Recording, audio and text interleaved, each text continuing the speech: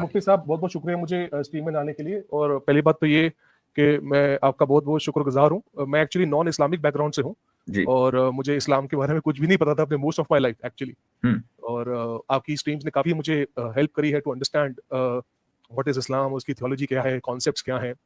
और मुझे मतलब काफ़ी हेल्प मिली है to understand, to get a proper understanding. और otherwise before coming before seeing your streams I had a very twisted understanding of the faith. तो इसके लिए तहे दिल से शुक्रिया अदा करता हूँ आपका मैं। Thank you. Big fan of you.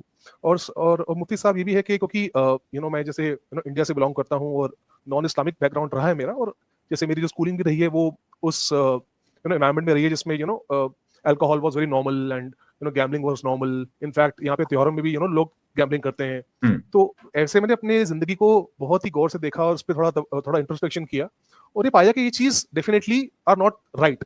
ये मुझे इस्लाम का कोई भी नॉलेज नहीं था उस टाइम पे। और फिर मुझे जब पता लगा धीरे धीरे कि हाँ ये चीजें इस्लाम में हराम करी गई हैं, तो मुझे काफी एक दिल से उससे कनेक्शन हुआ कि हाँ ये मुझे फितरत में पता था कि ये चीज गलत है और ये भी मुझे इस स्क्रिप्चर में नजर आ रही हैं चीजें।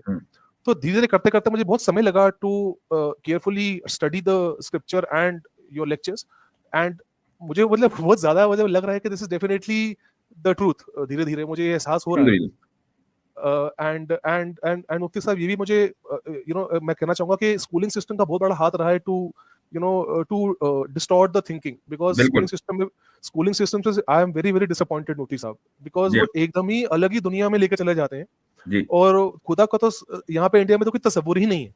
खुदा भी है, उसकी जात भी है, चलो सर मुझे डर तो दूर की बात है, खुदा है भी नहीं, मतलब वो भी बहुत बड़ी बात हो जाती है। और एक तरह से एथीइज्म एक डिफॉल्ट पोजीशन बन गई है एकेडमिक सिस्टम की। जी बिल्कुल ऐसा ही है।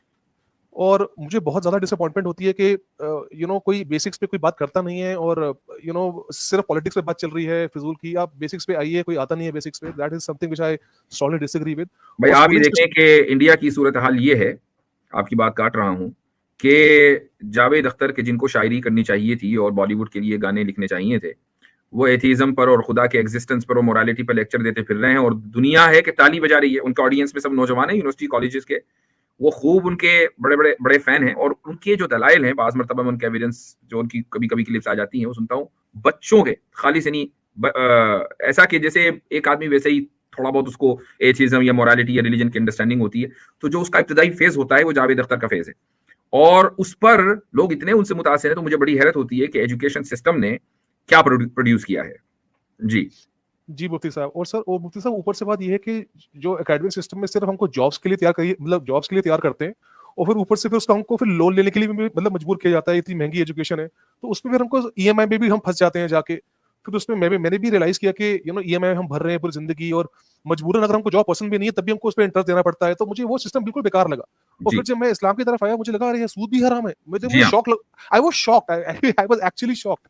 तो मुझे लगा यार ये तो कुछ ज्यादा ही मतलब बॉक्सेस टिक होते चले जा रहे हैं मुफ्ती साहब। ये मेरे पूरी जिंदगी का मैं आपको एक बहुत मुख्तसर से बता रहा हूँ ये कैसे मैंने रियलाइज किया है इसको। तो ये एक एक बॉक्स टिक होता चला गया जैसे जैसे मैं जीवन जीता चला गया कि ये तो पूरा एकेडमिक सिस्टम शुरू से ही खराब चल रहा है। कि मतलब कैसे हमको नौकरियां करनी है ईएमआई में, और मुफ्ती साहब ईएमआई से लोन पे लेके, और डेट सिस्टम जो है वो कैसे सप्रेस करता है नेशंस को भी, वो भी हमको दिख जाता है। जैसे सारा दिख रहा है इस वक्त के पूरे मुल्क की जो पॉलिसी है, फॉरेन पॉलिसी है, इंटरनल पॉलिसीज हैं, वो सब की सब आपके डेट से कनेक्टेड है। आपने आईएमएफ से कर्जा लिया, लोन लिया, और अब पूरे मुल्क की जो पॉलिसी है वो उसके एतबार से बनेगी। तो और जिन मुल्कों ने लोन नहीं लिया उन पे हमला हो जाता है कि तुमने लोन क्यों नहीं ले रखा अभी तक। तो आप इससे अंदाजा लगाएं कि किस तरीके से सूद ने तमाम दुनिया के सिर्फ मुल्कों को नहीं बल्कि एक एक इंडिविजुअल को अपने उसमें जकड़ा हुआ है। हिंदुस्तान में आप देखें, इंडिया में एक अरसे से किसानों का मूवमेंट चल रहा है, और कितने ही किसानों ने खुदकुशी की है। क्यों की है? कि भाई बैंकों से कर्जा लिया था, वो सूद पे लिया था, वो बैंकों ने माफ नहीं किया, फसलें खराब हो गई, वो अदा नहीं कर पाए, तो उन्होंने खुदकुशी कर ली। तो ये जो इंटरेस्ट बेस्ड सिस्टम है, इससे इंसान ये सबसे ज्यादा जालिम और जाबिर सिस्टम है जो इंसान ने प्रोड्यूस किया है, और इस्लाम ने पहले दिन से इसके खिलाफ ऐलान जंग किया हुआ है। जी मुफ्ती साहब। तो मुफ्ती साहब इसलिए मुझे मतलब बहुत मतलब धीरे धीरे मतलब मुझे एकदम रियलाइज नहीं हुआ। This has been my research over many years. और इसी से फिर मैं यूपीएससी की तैयारी भी करता था अपने दिनों में, और उसमें मुझे एक मौका मिला टू स्टडी एनसीईआरटी बुक्स और स्टडी स्पेसिफिकली साइंस, बिकॉज मैं देखता था मेरे जो दोस्त लोग हैं और हमारे जो नौजवान लोग भी हैं वो साइंस से काफी इन्फ्लुएंस्ड हैं। स्कूलिंग सिस्टम में science science science science is everything. Science को उन्होंने एक तरह से बहुत ही ऊपर खुदा का दर्जा दे दिया है। तो फिर मैंने ज्यादा रुचि साइंस में दिखाई। मैं अंडरस्टैंड करना चाहता कि साइंस है क्या, क्यों लोग इसको लेके पागल हैं। हालांकि जितना मैंने स्टडी किया साइंस को लेके, साइंस कोई बुरी बात नहीं है, ऑफ कोर्स दुनिया को समझने का एक अच्छा तरीका है, एविडेंस के बेसिस पे एक एम्पिरिकल मेथड है, साइंटिफिक मेथड है, जो कि बहुत अच्छी बात है। बट उसके उसके बेसिस पे जो साइंटिज्म लेके आए हैं, मतलब ये फिलोसॉफिकल नेचुरलिज्म और मटेरियलिज्म के भैया साइंस ही सब कुछ, जो इमटेरियल चीज कोई होती ही नहीं है दुनिया में, सिर्फ मटेरियल चीजें होती मुझे हैं। ऐसा लग रहा है प्रसिद्ध साहब आपने मेरी सारी वीडियोस देख ली हैं। जी मुफ्ती साहब, मैं आपका बहुत बड़ा फैन हूँ। और मैं टीचर भी हूँ, तो मैं अपने स्टूडेंट्स को भी रेकमेंड करता हूँ टू वॉच योर वीडियोस, मतलब थोड़ा अकल आए उनको भी। और आप क्या पढ़ाते हैं? मैं इंग्लिश पढ़ाता हूँ अपने स्टूडेंट्स को। आप यानी स्कूल में पढ़ाते हैं या स्कूल से बाहर कहीं अपने स्कूल से बाहर, ओके, स्कूल से, हाँ, ठीक है, ट्यूटरिंग। सही है। चलें, बहुत तो अच्छा लगा हाँ, आपसे बात करके। और ये आपका देखें, मैं अपने सभी नाजरीन को ये कहना चाहूंगा कि जो गुफ्तगू हुई है मुख्तसर सी प्रसिद्ध साहब से, ये असल में एक इंसान का जो नेचर है, जो उसकी बेसिक इंस्टिंक्ट है, फितरत जिसको हम बोलते हैं, ये फितरत बोल रही है। वो जो एक हदीस है, रसूल अकरम सल्लल्लाहु अलैहि वसल्लम ने इरशाद फरमाया है कि कुल्लु मौलूदिन यूलदु अलल फितरा, कि हर पैदा होने वाला बच्चा फितरत के ऊपर पैदा होता है। फअबवाहु युहव्विदानिही औ युनस्सिरानिही औ युमज्जिसानिही, फिर उसके वालिदैन या इन्वायरमेंट, वालिदैन भी तो इन्वायरमेंट ही में है, जो इन्वायरमेंट है वो उसको यहूदी या नसरानी या मजूसी बना देता है। असल हर बच्चा फितरत के ऊपर पैदा होता है।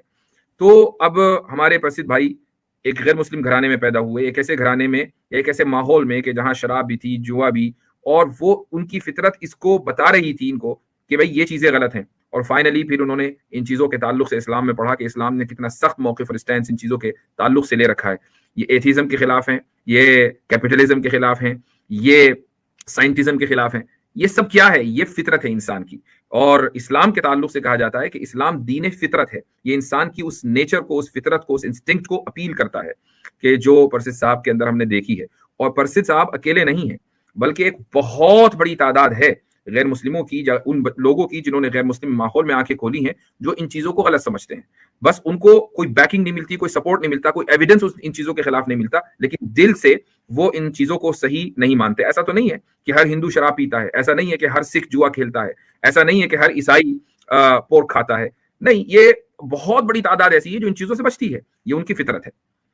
सही कहा ना मैंने परसिद साहब? जी बिल्कुल सही कहा आपने मुफ्ती साहब, और मैं आपका अगेन बहुत शुक्रिया अदा करता हूँ।